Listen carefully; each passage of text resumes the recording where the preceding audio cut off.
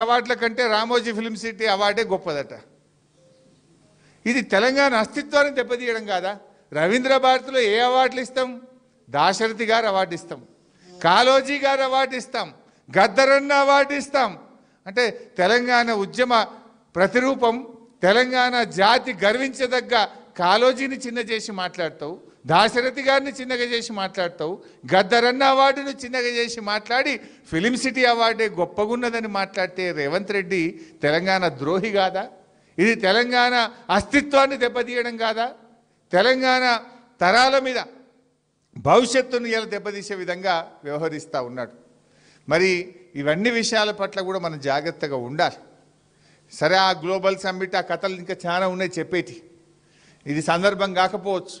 అయితే ఒకటి నిన్న చూస్తుంటే గుర్తొచ్చింది, అదేంది ట్రంప్ రోడ్ అని పెడతారట హైదరాబాద్లో.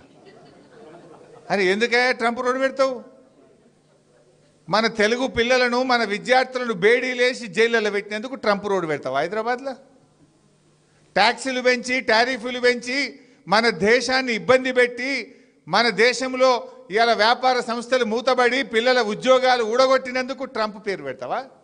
ఏం చేసిండు ట్రంప్? ఇలా మన పిల్లలు అమెరికాలో ఉద్యోగాలు రాక నానా ఇబ్బందులు పడుతున్నారు. విద్యార్థులకు ఫీజులు పెంచిండు ట్రంప్, చదువుకోవడానికి అమెరికా పోకుండా ఫీజులు పెంచిండు. ఫీజులు పెంచి బేడీలేసి మీ టారిఫ్లు పెంచి భారతదేశాన్ని ఇబ్బంది పెడుతుంటే ఈయనట ట్రంప్ రోడ్డు పెడతారట. ఇది భారతీయులను అవమానించడం, ప్రజలను అవమానించడం. ఎవడన్నా ట్రంప్ పేరు పెడతాడు? ట్రంప్ అంటాడు మన నోట్బుక్ ఎత్తగొడుతున్నాడు, మన టారిఫ్లు పెంచుతుండు, బేడీలేసి మన పిల్లల్ని అవమానపరిచి అత్యంత అవమానకరంగా మన పిల్లల్ని దేశం నుంచి ఎల్లగొడుతుంటే జైళ్ళలో పెడుతుంటే వాని పేరు పెడతా అంటే అసలు నువ్వు ఏం మనిషివి? నీకేమైనా సోయి ఉందా లేదా? నాకైతే అర్థమవుతలేదు. ఇంకా చాలా విషయాలు ఉన్నాయి, అవి సమ్మిట్ది మళ్ళీ మాట్లాడుకుందాం. కానీ ఉద్యమానికి వస్తే మా వినోదన్న ఒక మంచి పాయింట్ చెప్పిండు. కాంగ్రెస్ వాళ్ళు సోనియమ్మ ఇచ్చింది అంటుండ్రు. నిజంగా మరి డిసెంబర్ 23 కూడా మనం తెలంగాణ విద్రోహ దినాన్ని 21 కదా 23 కూడా మనం విద్రోహ దినం జరపాలి. అప్పుడు కూడా సోనియమ్మ తెలంగాణ ఎగబెట్టింది, ఇచ్చిన తెలంగాణ వెనుకకు తీసుకున్నదనే చర్చ కూడా మనం ప్రజల్లో పెట్టాలి. ఇవాళ ఇదే రేవంత్ రెడ్డి ఏమన్నాడు? సోనియా గాంధీ బలిదేవత అన్నాడు. 500 మంది పిల్లల చావుకు కారణం సోనియా గాంధీ.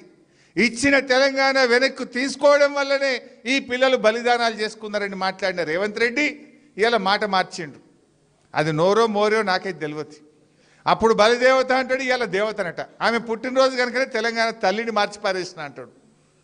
మార్చే హక్కు నీకెక్కడిది? నువ్వేమైనా జై తెలంగాణ అంటే, నువ్వు ఉద్యమంలో పాల్గొంటే, తెలంగాణ భావోద్వేగాలు నీకు తెలిసి ఉంటే, తెలంగాణ పోరాటంలో నీ భాగస్వామ్యం ఉంటే నువ్వు ఆ తల్లిని మార్చేవాడివి కాదు. నీకు అవగాహన లేనటువంటి వ్యక్తివి.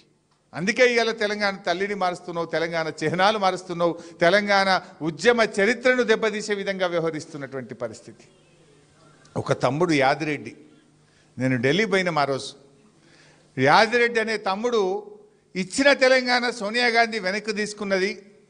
ఇక్కడ ఉస్మానియా యూనివర్సిటీలో మా శ్రీకాంతాచార్యో, మా ఇషాన్ రెడ్డో, మా యాదయ్యనో, ఒక చెల్లె మహబూబ్ నగర్లో సువర్ణనో ఎంతోమంది పిల్లలు బలిదానాలు చేసుకుంటుంటే మా గోస ఢిల్లీకి ముడతలేదు, మా గోస సోనియా గాంధీకి తెలుస్తలేదు అని ఆ తమ్ముడు యాదిరెడ్డి ఢిల్లీకి పోయి ఏఐసిసి కార్యాలయం ముందు సోనియా గాంధీకి ఉత్తరం రాసి జేబులో పెట్టుకొని ఢిల్లీలో ఆత్మహత్య చేసుకున్నాడు యాదిరెడ్డి. ఓ సోనియమ్మ, మా బలిదానంతోనైనా కళ్ళు తెరువు, ఇచ్చిన తెలంగాణ బిల్లు పెట్టు అని చెప్పి యాదిరెడ్డి ఢిల్లీకి పోయి సోనియమ్మ పేరు మీద ఉత్తరం రాసి ఏఐసిసి కార్యాలయం ముందు ఆత్మహత్య చేసుకున్నాడు. ఆ తమ్ముడి శవాన్ని దేవాలని రాత్రికి రాత్రి వినోదన్న గారు, కేటీఆర్ గారు, ఈటల రాజేందర్ గారు, మేము నలుగురం అర్ధరాత్రి ఢిల్లీకి పోయినాం. పోయి ఆసుపత్రి ముందు నిలబడి ఆ శవాన్ని తెద్దామని మేము ప్రయత్నం చేస్తూ ఉన్నాం. తెలంగాణ భవన్కు పంపిస్తాం, అక్కడ ఢిల్లీలో ఉండే ఏపీ భవన్కు శవాన్ని పంపిస్తాం అని పోలీసు వాళ్ళు మాకు చెప్పారు. మేము ఏపీ భవన్కు పోయి అక్కడ మేమందరం ఉన్నాం. ఆ రోజు నిర్మలా సీతారామన్, ఇవాళటి ఆర్థిక శాఖ మంత్రి, ఆనాడు ఆమె బీజేపీ స్పోక్స్ పర్సన్, ఆమె కూడా ఏపీ భవన్కి వచ్చి నిలబడ్డది.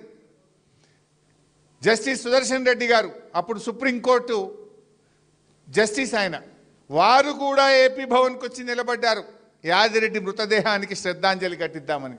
మేమందరం అక్కడ ఉన్నాం. కానీ ఆనాటి సమైక్య పాలకులు ఆ ఏపీ భవన్ నుంచి ఒక ఉత్తరం ఇచ్చారు, శవాన్ని ఏపీ భవన్ తేవద్దు, అట్నుంచటే విమానాశ్రయానికి పంపండి, లేదా అట్నుంచటే దాన్ని మార్చురీకి పంపేది దానికి పంపించేయండి అని చెప్పి. అంటే మాకెంత ఆవేశం వచ్చింది, ఎంత బాధ కలిగింది. అంటే చివరికి తెలంగాణ కోసం త్యాగం చేసిన యాదిరెడ్డి శవాన్ని తల్లిదండ్రులకో స్వగ్రామానికి కూడా పంపనంత కుట్ర ఆనాటి ఉమ్మడి రాష్ట్రం చేసింది. ఆనాడు ఈ రేవంత్ రెడ్డి ఒక్కడు మాట్లాడితే ఒట్టు, వీళ్ళు మాట్లాడితే ఒట్టు. మేము ఆ రోజు పోరాటాలు చేసినాం. ఆనాడు మా మీద కేసు పెడితే ఢిల్లీ పోలీస్ స్టేషన్లో రాజేందర్ గారి మీద, కేటీఆర్ గారి మీద, వినోదన్న మీద, నా మీద ఢిల్లీ పోలీస్ స్టేషన్లో కేసు అయితే సంవత్సరాల తరబడి తిరిగినాం ఢిల్లీకి మేము కేసులకు, పేషీలకు. ఇది పోరాటం. ఆ యాదిరెడ్డి లాంటి వ్యక్తి పాపం ఆ శవాన్ని తెచ్చి మహేశ్వరం మండలం వారి స్వగ్రామానికి తీసుకుపోయి పాడెలు మోసి మేము ఆ రోజు వారి అంత్యక్రియల్లో పాల్గొన్నటువంటి చరిత్ర. ఎన్ని త్యాగాలు, ఎన్ని పోరాటాలు. అసలు కేసీఆర్ గారు అంటేనే త్యాగం కదా. బహుశా ఈ దేశంలో ఒక కాజ్ కోసం, ఒక సమస్య కోసం ఇన్ని పదవులకు త్యాగాలు చేసిన నాయకుడు ఎవరు ఉన్నారంటే అది ఒక్కడే కేసీఆర్. ఎమ్మెల్యేకు, డిప్యూటీ స్పీకర్కు, 2 సార్లు ఎంపీకి, కేంద్ర మంత్రికి 5 పదవులను 5 సార్లు త్యాగం చేసిన నాయకుడు. సర్పంచ్కి చేయమంటేనే 10 సార్లు ఆలోచించే కాలం ఇది. వార్డు మెంబర్కు రాజీనామా అయినట్టు నేను 5 ఏళ్ళకి గెలిచిన నేను ఎట్లా చేస్తా అంటారు. అటువంటిది డిప్యూటీ స్పీకర్కు, ఎమ్మెల్యేకు, 2 సార్లు ఎంపీకి, కేంద్ర మంత్రికి గడ్డి పోచల్లాగా పదవుల త్యాగం చేయడమే కాదు,